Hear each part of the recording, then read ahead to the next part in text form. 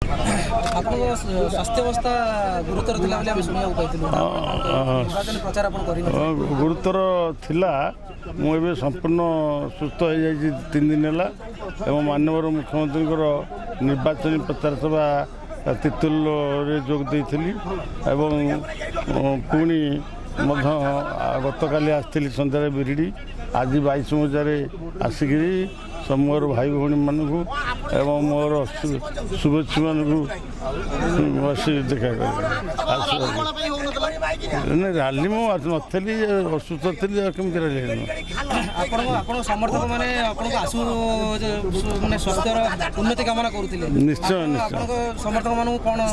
ନାଇଁ, ମୋର ସମର୍ଥନ ଶୁଭେଚ୍ଛୁ ଯେଉଁ ମୋର ସମସ୍ତେ ତାଙ୍କର ଆଶୀର୍ବାଦରୁ ମୁଁ ପୁଣି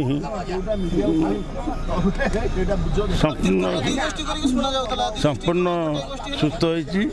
ତିର୍ତ୍ତୋଲରେ ଗୋଷ୍ଠୀ ନାହିଁ, ଗୋଟିଏ ଗୋଷ୍ଠୀ ବିଜୁ ଜନତା ଦଳ ନବୀନ ପଟ୍ଟନାୟକ। ଆମେ ଶୁଣିବାକୁ ପାଇଲୁ। ନାଇଁ, ଭୁଲ ଶୁଣିଛନ୍ତି।